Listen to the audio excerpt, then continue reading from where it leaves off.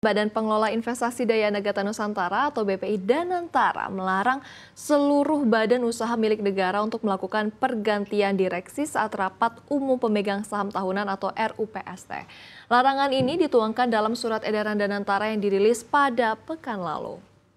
Dalam surat tersebut, seluruh BUMN, anak perusahaan hingga cucu perusahaan yang belum melakukan RUPST tetap diperbolehkan untuk melaksanakannya hingga paling lambat pada 30 Juni 2025. Namun dalam RUPST itu tidak boleh melakukan pergantian direksi. Alasan larangan ini karena tengah dilaksanakannya inbrank saham BUMN ke dalam holding operasional BPI Danantara atau PT Danantara Asset Management Persero berdasarkan peraturan pemerintah nomor 15 tahun 2025 tanggal 21 Maret 2025. Setidaknya ada 52 perusahaan BUMN yang dilarang melaksanakan pergantian direksi mulai dari PT Adikarya, PT Agrinas, PT Kereta Api Indonesia, PT Jasa Marga hingga PT Semen Indonesia sampai PT Waskita Karya.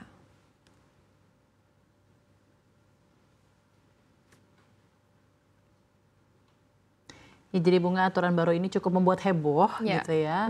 Karena BPI Danantara ini melarang seluruh BUMN hingga anak cucu perusahaannya ini untuk melakukan pergantian direksi waktu RUPST. Oke, pasti ya tersirat pertama di pikiran pasti begini. Kenapa sih kok harus ada larangan kayak gini gitu ya.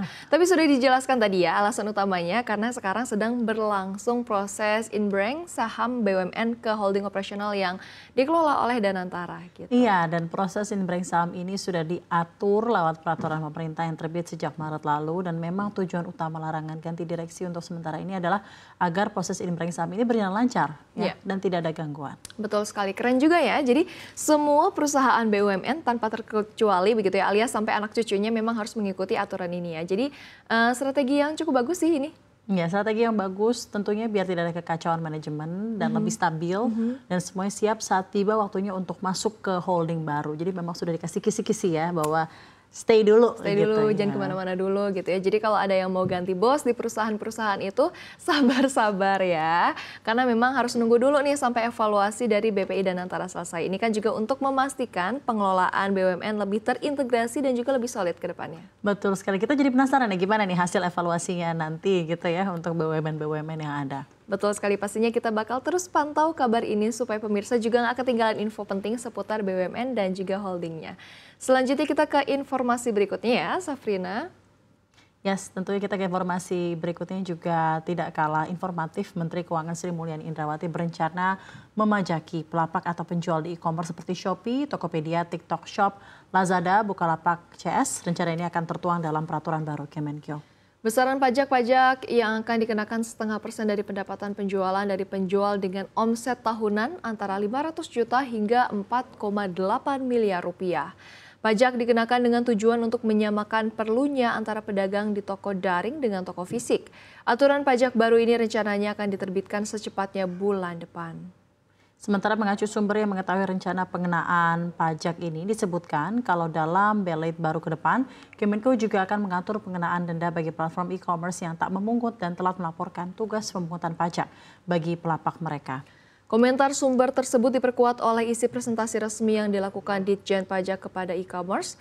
Rencana penerapan pajak ini tengah pun memicu reaksi dari platform e-commerce.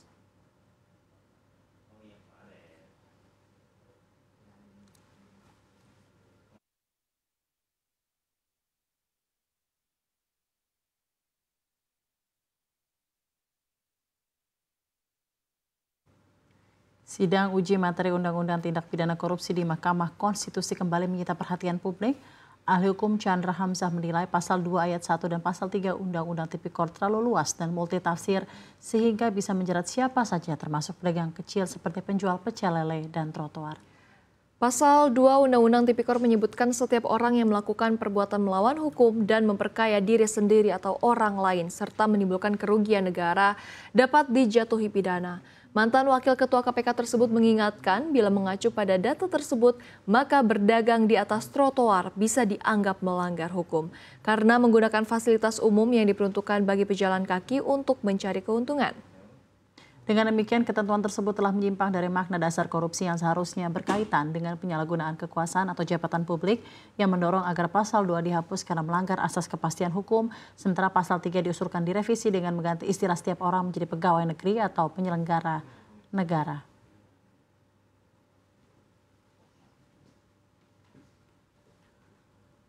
Ya, Bunga, ini merupakan kabar hukum yang lagi banyak dibicarakan karena sidang uji materi Undang-Undang Tipikor di Mahkamah Konstitusi ini tentunya bikin heboh. Bayangin aja ya, pasal 2 dan pasal 3 Undang-Undang Tipikor ini katanya terlalu luas. Sampai-sampai kata Chandra Hamzah, penjual pecel lele di trotoar aja bisa loh kena jerat korupsi. Kan maksudnya buat apa gitu ya? Wah, ini kasihan banget ya deh kalau misalnya sampai tukang pecel lele dibilang koruptor. Padahal mereka kan cuma mencari nafkah. Tapi ya trotoar memang fasilitas umum sih. Jadi memang ya di satu sisi lain pasal itu memang dibuat untuk membatasi tindak pidana korupsi seluas mungkin. Tapi kalau jadi nggak ada batasnya yang jelas gitu ya, ini kan jadi bahaya juga ya, Ade.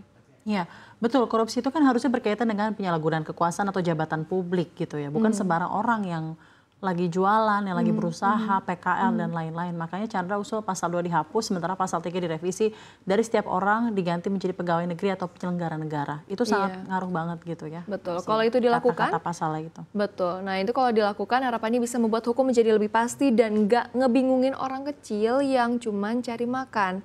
Di sisi lain pasti ada yang takut nih, jangan sampai malah jadi celah buat para koruptor asli untuk ngakal-ngakalin hukum. Intinya harus ada jalan tengah supaya hukum tegas buat yang nyata-nyata korupsi, tapi nggak ngebuat rakyat kecil ketakutan. Ya, Bunga, kita lihat saja nanti bagaimana putusan MK-nya. Semoga keadilan dan kepastian hukum bisa jalan bersama-sama ya.